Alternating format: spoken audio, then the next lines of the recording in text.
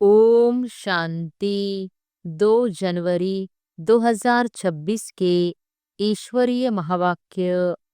पहले एक नजर मुरली के मुख्य पॉइंट पर।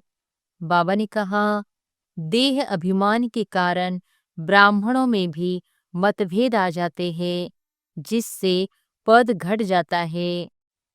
जो खीरखंड नहीं रहते, लून पानी बनते हैं, वे ईश्वरीय सर्विस में बाधा डालते हैं। बाप के दिल पर वही चढ़ते हैं जो मनसा वाचा कर्मना सेवा करते हैं।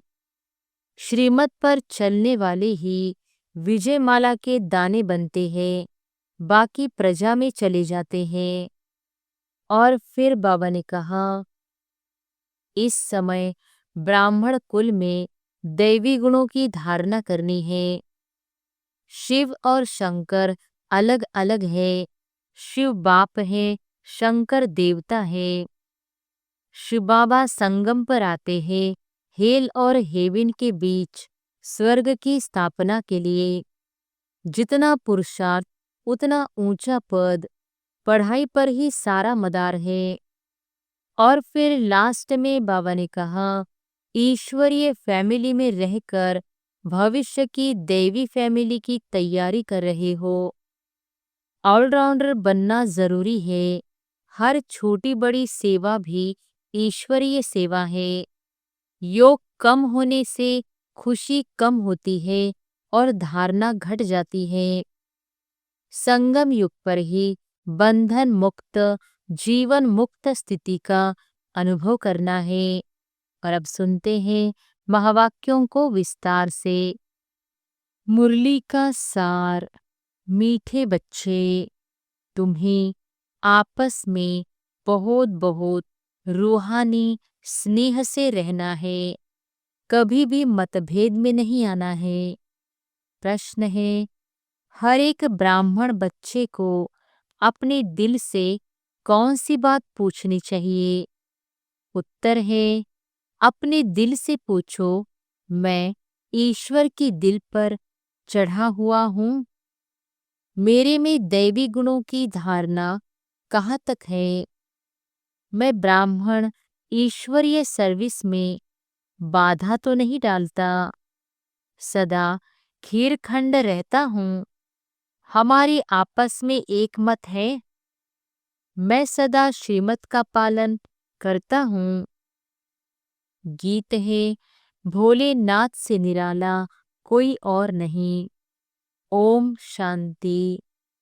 तुम बच्चे हो ईश्वरीय संप्रदाय। आगे थे आसुरी संप्रदाय। आसुरी संप्रदाय को यह पता नहीं है कि भोलानाथ किसको कहा जाता है। यह भी नहीं जानते कि शिव शंकर अलग अलग है। वह शंकर देवता है, शिव बाप है। कुछ भी नहीं जानते हैं। अब तुम हो ईश्वरीय संप्रदाय अथवा ईश्वरीय फैमिली। वह है आसुरी फैमिली रावण की। कितना फर्क है। अभी तुम ईश्वरीय फैमिली में ईश्वर द्वारा सीख रहे हो कि एक दो में रूहानी प्यार कैसा होना चाहिए। एक दो में ब्राह्मण कुल में यह रूहानी प्यार यहाँ से भरना है। जिनका पूरा प्यार नहीं होगा तो पूरा पद भी नहीं पाएंगे। वहां तो है ही एक धर्म, एक राज्य। आपस में कोई झगड़ा नहीं होता। यहाँ तो राजाई है नहीं।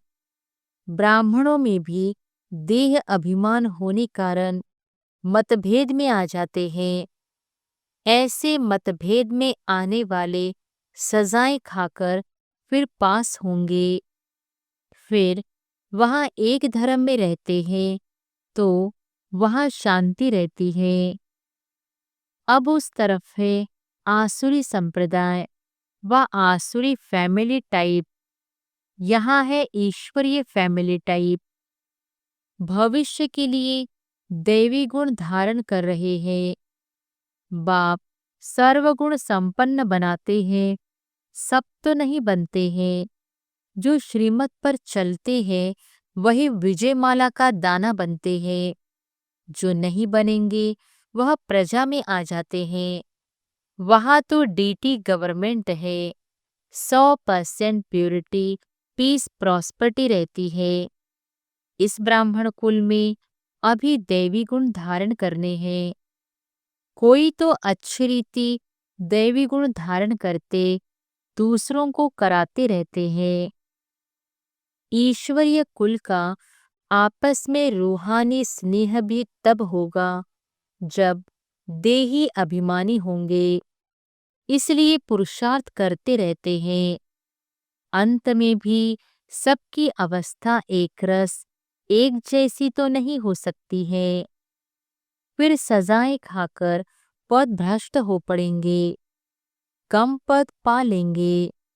ब्राह्मणों में भी अगर कोई आपस में खीरखंड होकर नहीं रहते हैं, आपस में लून पानी हो रहते हैं, दैवी गुण धारण नहीं करते हैं, तो ऊंच पद कैसे पा सकेंगे? लून पानी होने के कारण कहाँ ईश्वरीय सर्विस में भी बाधा डालते रहते हैं, जिसका नतीजा क्या होता है, वह इतना ऊंच पद नहीं पा सकते। एक तरफ पुरुषार्थ करते हैं खीरखंड होने का, दूसरी तरफ माया लोन पानी बना देती है, जिस कारण सर्विस बदले डिससर्विस करते हैं। बाप बैठ समझाते हैं, तुम हो ईश्वरीय फैमिली, ईश्वर के साथ रहते भी हो, कोई साथ रहते हैं, कोई दूसरे दूसरे गांव में रहते हैं, परंतु हो तो इकट्ठे ना। बाप भी भारत में आते हैं। मनुष्य यह नहीं जानते शिव बाबा कब आते हैं, क्या आकर करते हैं। रचता और रचना के आदि मध्य अंत को अब तुम जानते हो। दुनिया को पता नहीं कि यह चक्र कैसे फिरता है। अभी कौन सा समय है, बिल्कुल घोर अंधियारे में है। तुम बच्चों को रचता बाप ने आकर सारा समाचार सुनाया है, साथ साथ समझाते हैं कि हे सालिग्रामों, मुझे याद करो। यह शिव बाबा कहते हैं अपने बच्चों को, तुम पावन बनना चाहते हो ना, पुकारते आए हो। अभी मैं आया हूँ। शिव बाबा आते ही है भारत को फिर से शिवालय बनाने। रावण ने वैश्यालय बनाया है। खुद ही गाते हैं कि हम पतित विशेष है। भारत सतयुग में संपूर्ण निर्विकारी था। निर्विकारी देवताओं को विकारी मनुष्य पूजते हैं, फिर निर्विकारी ही विकारी बनते हैं। यह किसको पता नहीं है। पूज्य तो निर्विकारी थे, फिर पुजारी विकारी बने हैं, तब तो बुलाते हैं, हे पतित पावन आओ, आकर निर्विकारी बनाओ। बाप कहते हैं यह अंतिम जन्म तुम पवित्र बनो, मामेकम याद करो तो तुम्हारे पाप कट जाएंगे और तुम तमोप्रधान से सतोप्रधान देवता बन जाएंगे। फिर चंद्रवंशी क्षत्रिय फैमिली टाइप में आएंगे। इस समय हो ईश्वरीय फैमिली टाइप, फिर दैवी फैमिली में 21 जन्म रहेंगे। इस ईश्वरीय फैमिली में तुम अंतिम जन्म पास करते हो। इसमें तुमको पुरुषार्थ कर फिर सर्वगुण संपन्न बनना है। तुम पूज्य थे, बरोबर राज्य करते थे, फिर पुजारी बने हो। यह समझाना पड़े ना। भगवान है बाप, हम उनके बच्चे हैं, तो फैमिली हुई ना। गाते भी हैं, तुम मात पिता, हम बालक तेरे, तो फैमिली ठहरे ना। अब बाप से सुख घनेरे मिलते हैं। बाप कहते हैं तुम हमारी फैमिली बेशक हो, परंतु ड्रामा प्लान अनुसार रावण राज्य में आने के बाद फिर तुम दुख में आते हो तो पुकारते हो। इस समय तुम एक्यूरेट फैमिली हो। फिर तुमको भविष्य 21 जन्म वर्षा देता हूँ। यह वर्षा फिर दैवी फैमिली में 21 जन्म कायम रहेगा। दैवी फैमिली सतयुग त्रेता तक चलती है। फिर रावण राज्य होने से भूल जाते हैं कि हम दैवी फैमिली के हैं। वाम मार्ग में जाने से आसुरी फैमिली हो जाती है। 63 जन्म सीढ़ी गिरते आए हो। यह सारी नॉलेज तुम्हारी बुद्धि में है। किसको भी तुम समझा सकते हो। असुल तुम देवी देवता धर्म के हो। सतयुग के आगे था कलयुग। संगम पर तुमको मनुष्य से देवता बनाया जाता है। बीच में है यह संगम। तुमको ब्राह्मण धर्म से फिर दैवी धर्म में ले आते हैं। समझाया जाता है लक्ष्मी नारायण ने यह राज्य कैसे लिया। उनसे पहले आसुरी राज्य था, फिर दैवी राज्य कब और कैसे हुआ। बाप कहते हैं कलप कलप संगम पर आकर तुमको ब्राह्मण देवता क्षत्रिय धर्म में ले आते हैं। यह है भगवान की फैमिली। सब कहते हैं गॉड फादर, परंतु बाप को न जानने के कारण निधन के बन गए हैं। इसलिए बाप आते हैं घोर अंधियारे से सूचना करने। अब स्वर्ग स्थापन हो रहा है। तुम बच्चे पढ़ रहे हो, दैवी गुण धारण कर रहे हो। यह भी मालूम होना चाहिए शिव जयंती मनाते हैं। शिव जयंती के बाद फिर क्या होगा। जरूर दैवी राज्य की जयंती हुई होगी ना। हेवनली गॉड फादर हेवन की स्थापना करने हेवन में तो नहीं आएंगे। कहते हैं मैं हेल और हेवन के बीच में संगम पर आता हूँ। शिवरात्रि कहते हैं ना, तो रात में मैं आता हूँ। यह तुम बच्चे समझ सकते हो। जो समझते हैं वह औरों को भी धारण कराते। दिल पर भी वह चढ़ते हैं जो मनसा वाचा कर्मणा सर्विस पर तत्पर रहते हैं। जैसी जैसी सर्विस उतना दिल पर चढ़ते हैं। कोई ऑलराउंडर वर्कर्स होते हैं। सब काम सीखना चाहिए। खाना पकाना, रोटी पकाना, बर्तन मांजना, यह भी सर्विस है ना। बाप की याद है फर्स्ट। उनकी याद से ही विकर्म विनाश होते हैं। यहाँ का वर्षा मिला हुआ है, वहाँ सर्वगुण संपन्न रहते हैं। यथा राजा रानी तथा प्रजा, दुख की बात नहीं होती। इस समय सब नरकवासी है। सबकी उतरती कला है फिर अभी चढ़ती कला होगी।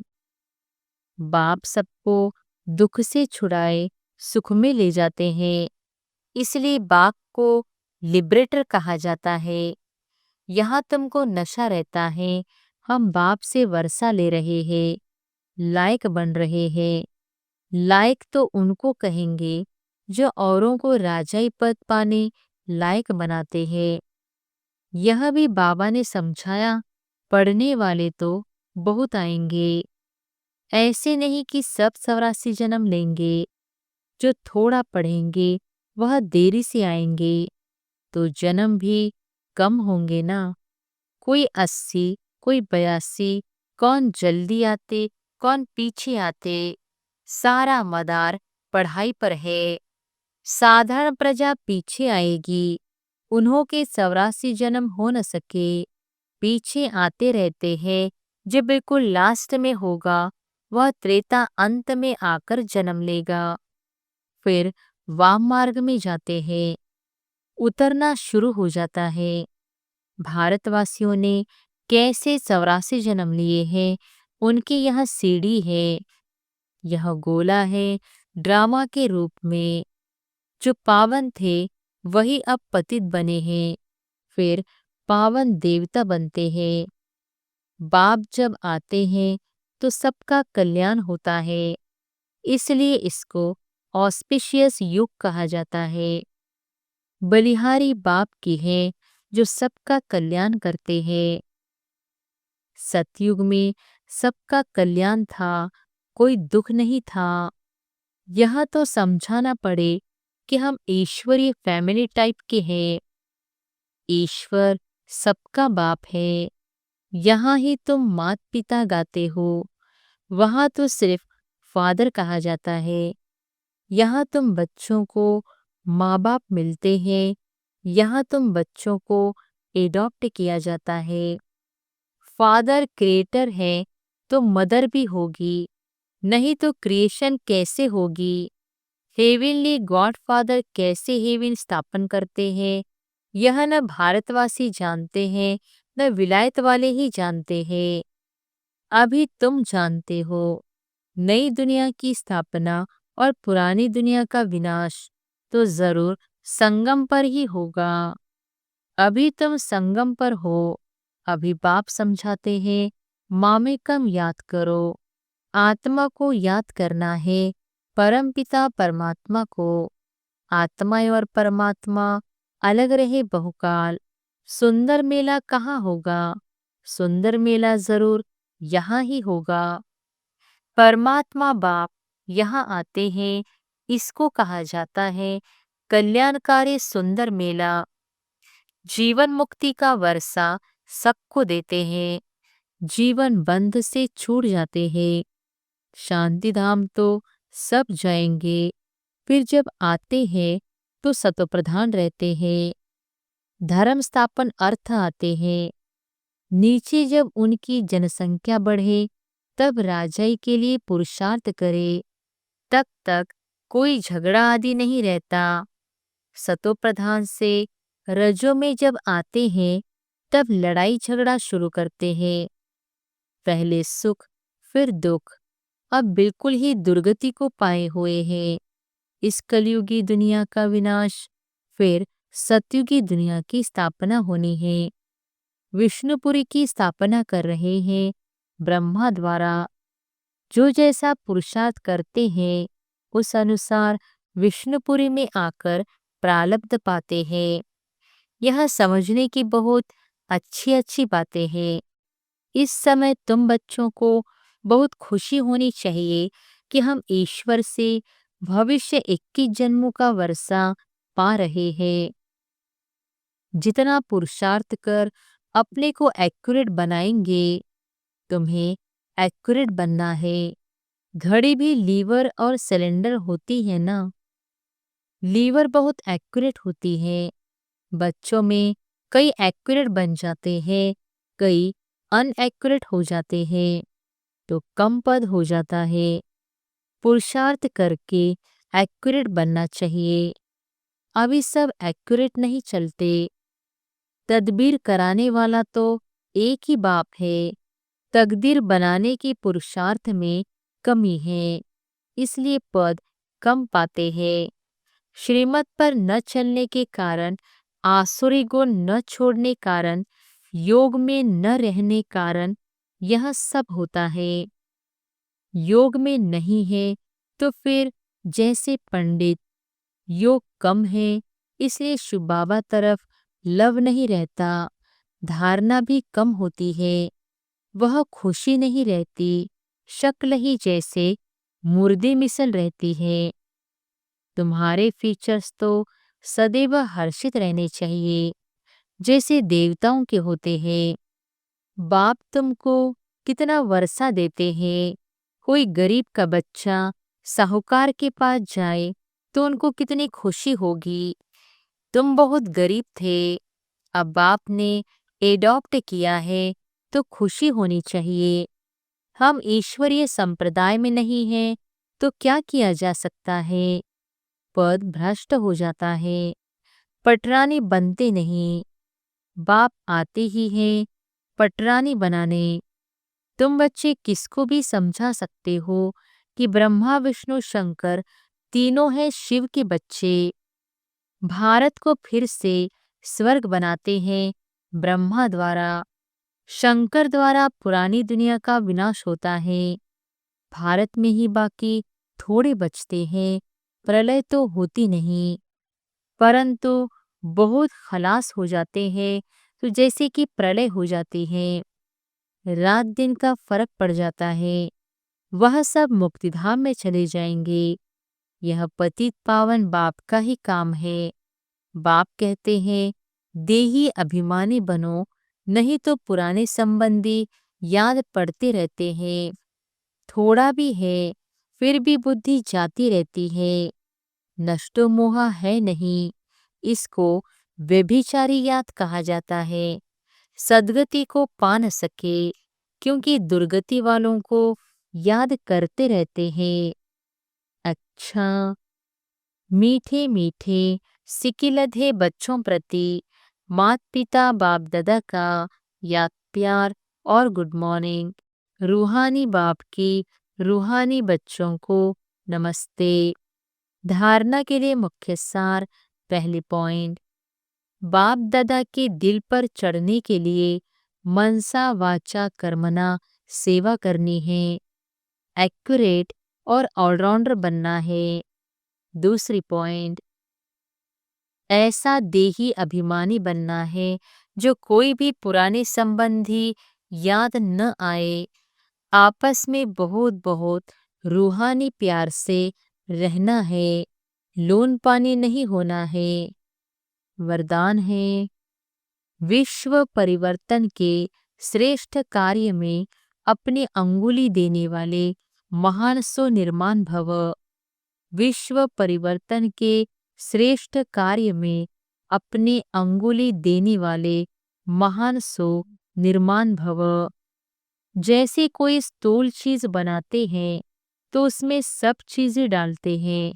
कोई साधारण मीठा या नमक भी कम हो तो बढ़िया चीज भी खाने योग्य नहीं बन सकती। ऐसे ही विश्व परिवर्तन के इस श्रेष्ठ कार्य के लिए हर एक रत्न की आवश्यकता है। सबकी अंगुली चाहिए।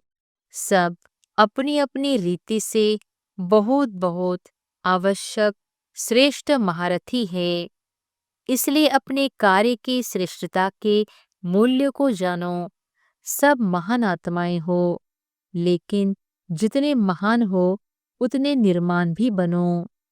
स्लोगन है, अपने नेचर को इजी सरल बनाओ तो सब कार्य इजी हो जाएगा।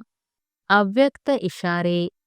इस अव्यक्त मास में बंधन मुक्त रहे जीवन मुक्त स्थिति का अनुभव करो।